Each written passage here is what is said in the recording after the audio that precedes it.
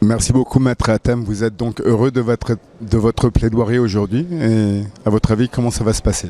Alors, comme je l'ai bien indiqué, il s'agit d'un procès qui est purement politique. C'est une affaire politique et je sais que, comme la présidente l'a démontré donc, dans cette affaire-là, c'est une affaire qui est venue à l'issue d'une plainte de la part de la préfecture de police de Paris.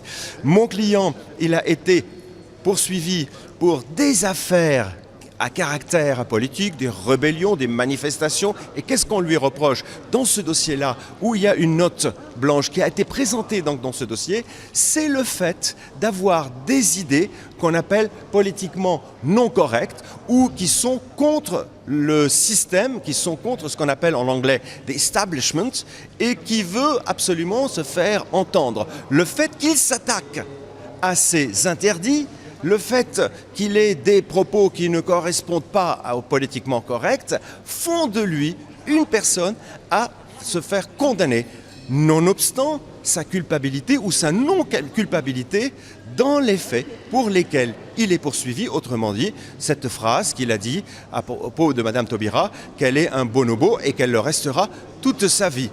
Alors, cela, un bonobo, je ne vois pas le caractère racial donc, dans cette expression, parce que il n'a pas parlé ni de sa couleur, ni rien du tout, parce que surtout que Madame Taubira est plus française que mon client, qui lui-même est d'origine polonaise.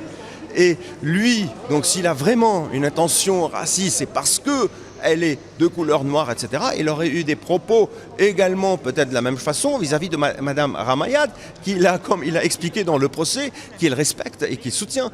Et d'ailleurs, et dans le dossier, qu'est-ce qu'on reconnaît? Qu'il est sympathisant de Dieudonné.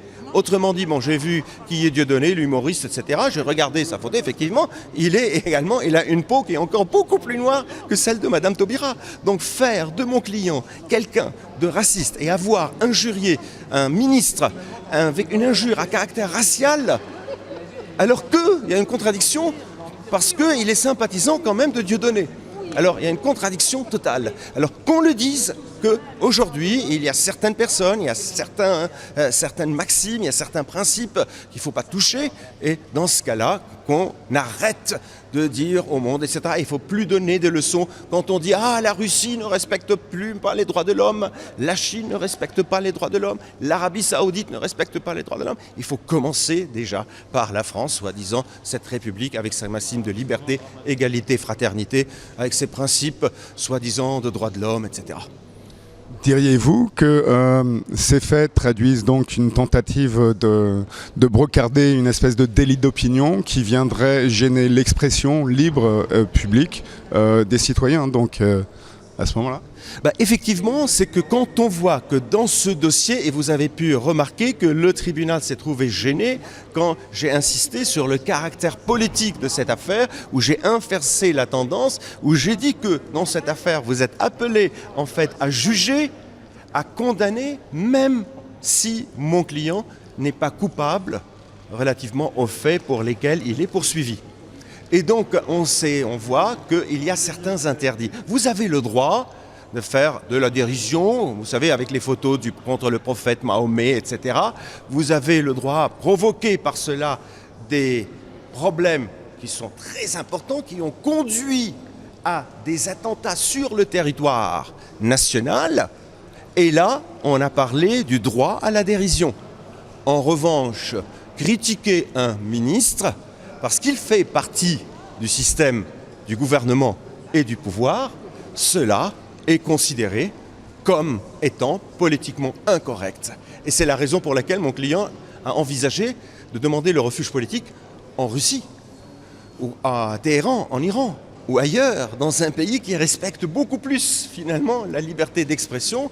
Et c'est ça qui est menacé en France. Et c'est pour ça que mon client, d'ailleurs, se bat pour se faire entendre. Il semble qu'il y ait effectivement un deux poids deux mesures entre une espèce de doxa entérinée et approuvée par le pouvoir et certains lobbies qui ont de l'influence au sein du paysage politique français et donc des voix qui se dressent alternatives et plus ou moins contre elles ou qui proposent d'autres choses qui elles se retrouvent brocardées, jugées, condamnées, etc. Est-ce qu'il s'agit de quelque chose qui ressemble à ça, Maître ? Plus que cela, parce que cette affaire n'est arrivée devant le tribunal qu'à l'issue d'un rapport des services secrets. Des services secrets en France. Et la présidente l'a dévoilé, elle a dit, bon, il y a une note blanche qui vient de la part des services secrets, des services de renseignement, la police politique, autrement dit, qui existait du temps de l'Union soviétique, qui existait dans les pays où des dictatures. Mais ce que je dis, on a l'impression d'être dans une dictature sans dictateur. On voit mal comment une police politique pourrait définir ce qui est racial ou ce qui n'est pas. Ce n'est pas de son ressort, n'est-ce pas ? Alors dans ce dossier, ce n'était pas le caractère racial ou non racial. C'est parce que M. Pasquet, en fait, a eu un ensemble d'engagements, d'idées qui sont à l'encontre de certains lobbies, parce qu'il a critiqué ouvertement le lobby sioniste, et il a critiqué Bernard-Henri Lévy, et il a critiqué Manuel Valls, et il a critiqué certaines personnes qui appartiennent, ce que j'appelle, à une caste d'intouchables, et là, il est devenu comme un pestiféré. Et c'est là où il fallait effectivement le poursuivre, non pas pour les propos pour lesquels il est poursuivi donc dans cette affaire, mais surtout parce qu'il a critiqué le système, il a critiqué ce que vous avez appelé ces groupes de pression et je dirais ce groupe de protégés et de personnes qui sont en théorie intouchables et que, comme vous l'avez très bien souligné également, que la presse et les médias alternatifs sont en train également aujourd'hui de tout bouleverser. Et c'est par l'intermédiaire de ces médias alternatifs qu'il y a effectivement un changement et un autre regard de la part des individus, non seulement en France, mais également dans le monde. Merci beaucoup, maître. Espérons donc que le délibéré a lieu le 8 mars. Nous allons diffuser et chercher à relayer cette affaire et que les gens soient conscients de ce qui se passe et viennent en soutien à Grégory Pasquet qui fait donc l'objet d'une affaire politique qui cherche à le faire taire.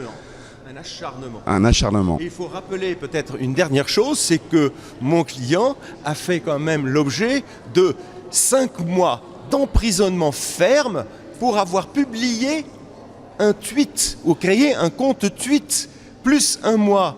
Donc ça a fait 6 mois de prison ferme pour ce compte tweet et 1 mois pour avoir refusé de se prêter à un examen d'ADN. Et cela se passe en France, pays, entre guillemets, ce que certains appellent le pays des droits de l'homme. Oui. Merci beaucoup, maître Hatem. Merci à vous. Bonjour Grégory Pasquet, nous sommes aujourd'hui à la 17e chambre correctionnelle de Paris où tu viens de te faire juger en appel donc pour des insultes raciales qui te sont reprochées par l'ex-ministre de la Justice Christiane Taubira.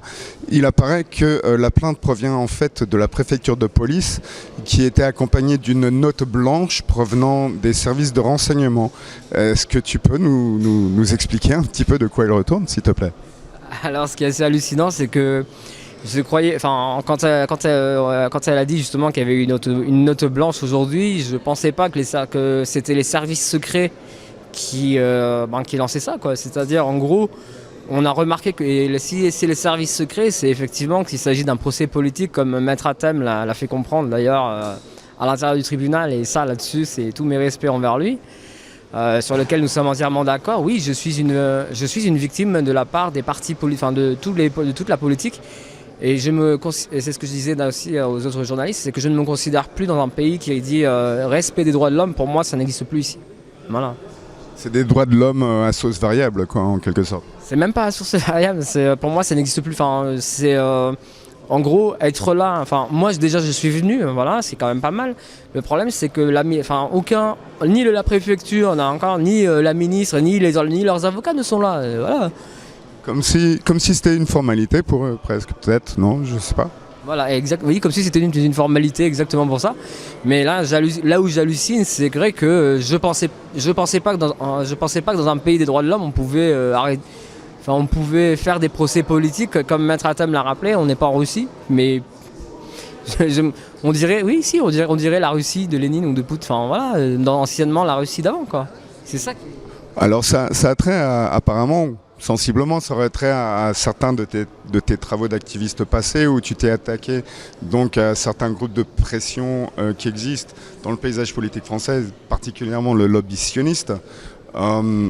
Et maintenant, tu te retrouves donc avec une plainte pour injure raciale de la part de l'ex-ministre de la Justice. C'est aberrant en fait, puisque c'est donc par la suite d'une note blanche des services de renseignement qui ont dit qu'il fallait que tu passes au tribunal, qu'il fallait que tu sois condamné et que donc en fait tu n'aurais plus de droit civique pendant le temps de la condamnation évidemment, et de plus que c'est pour te faire taire en fait, c'est pour faire que les gens ne puissent pas écouter ce que tu as à dire. C'est juste un procès politique donc. En gros, c'est exactement comme tu dis, un procès politique, mais en fait, ce qui fait penser, c'est que je sais que moi, je n'ai plus le droit de parler, enfin voilà, je n'ai plus le droit de parler, je n'ai plus le droit de penser autrement que le système. En fait, c'est ça qu'on me reproche, c'est de penser autrement que le système. Je n'ai pas envie de penser comme les partis politiques. Et comme Maître Hatem l'a rappelé au tribunal, et ça, on est d'accord là-dessus, pourquoi il n'y a pas eu de procès de procès civil ? C'est que du pénal en fait, c'est que du pénal et quand on voit le dossier, puisqu'ils l'ont répété, c'est que politique. Voilà. Je suis juste j'étais un activiste politique. Je dis bien j'étais, puisque maintenant je n'ai plus de raison de me battre. Puisque si je dois me battre et à chaque fois aller au tribunal parce que j'ai fait des actions, parce que j'ai fait ci, ils ont rappelé même l'affaire Sarkozy, vous l'avez entendu de toute manière, c'est la juge qui l'a dit, voilà. Donc en gros, être opposant au système, on n'a plus le droit en France. Voilà. C'est tout ce que j'ai à dire. Eh bien, bravo pour ton courage et nous allons suivre ce qui peut t'arriver. Merci Grégory.